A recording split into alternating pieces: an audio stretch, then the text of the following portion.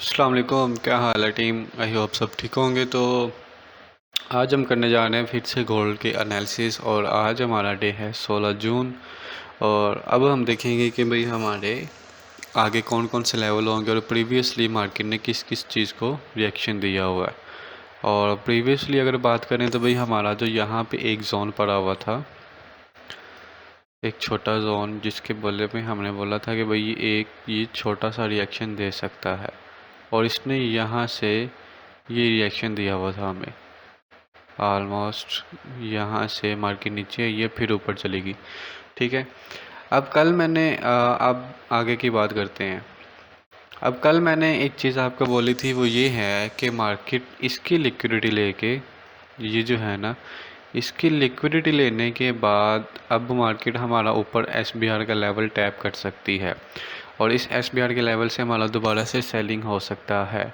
और इस एसबीआर के लेवल से ही मार्केट रिजेक्ट हुई है। अगर इसका प्रॉपर जोन बनाया जाए तो इसकी विक से लेकर इसकी प्रॉपर ऊपर बॉडी तक हम यहाँ पे रख सकते हैं।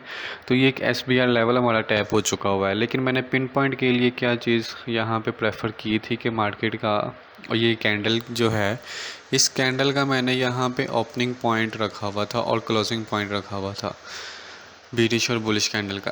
अब इससे पहले से मैं यहाँ पे पिन पॉइंट के लिए बैठा हुआ था, और साथ ही इसके साथ मैंने यहाँ पे देखा था इस 4 का फेयर वैल्यू गैप है, उसका 50% एरिया भी यहाँ पे आ रहा है इस जोन के पास।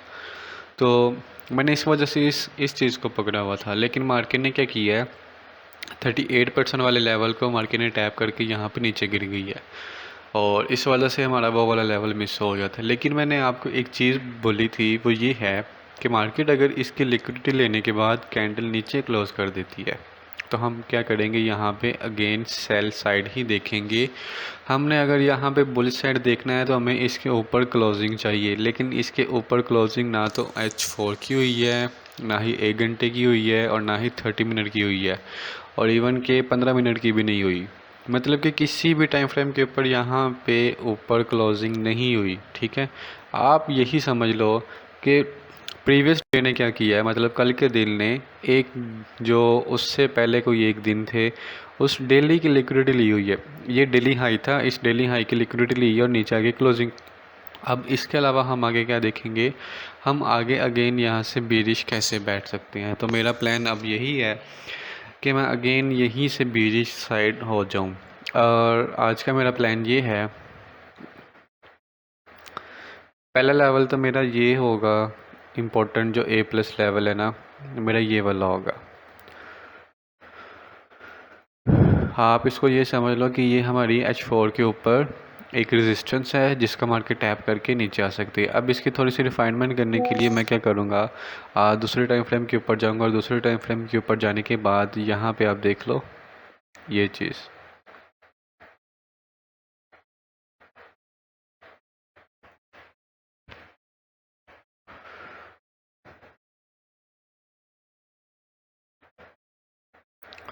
अब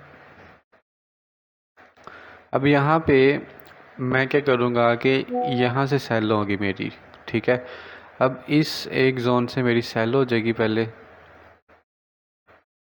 और ये जोन है ऑलमोस्ट 49 टू 55 के पास। ठीक है। ये 50-40 पिप का जोन बन रहा है, और यहाँ पे मेरी सेल होगी। इसके अलावा अगर मैं थोड़ा सा अग्रेसिवली देखना चाहूँ कि मैं सेल कहाँ से देखूँगा, कि भाई इसके नीचे मेरा एक ये जोन लगा सकता हूँ मैं, ये वाला। और आप यही समझ लो कि जो मैंने लास्ट टाइम भी वीडियो में बोला हुआ है कि लेफ़्ट शोल्डर जो होता है ना मार्केट का, ये चीज़ इम्पोर्टेंट होती है। तो यहाँ पे मैं इस चीज़ को पकड़ूँगा, ये लेफ़्ट शोल्डर होगा, और यहाँ से मेरी एक सेल की एंट्री बन सकती है। अग्रेसिवली अगर देखूँ तो मेरी यहाँ से एक एंट्री बन सकती है, और इसका एसएल मेरा इसी की कैंडल की विक के ऊपर मेरा एसएल हो सकता है। और टीपी मेरा नेक्स्ट ये वाला जो बाइंग जोन है ना, जो हमने कल भी बोला था कि ये बाइंग जोन हमारा बन सकता है, यहाँ तक हमारा टीपी होगा। और अगर ऊपर वाले की बात करें तो ऊपर वाले का भी सेम यही चीज़ है कि मैं यहाँ से सेल करूँगा इस जोन से, और टीपी मेरा उसी के पास होगा, और इसका एसएल मैं यहाँ पे रख सकता हूँ इस पॉइंट के पास जोन से बाहर ये जो आप बीच में छोटी सी बुलिश कैंडल आ रही है ना, मैं जूम करके दिखाता हूँ आपको। ये वाली कैंडल, तो इस कैंडल के ऊपर मेरा यहाँ पे एसएल होगा, ठीक है।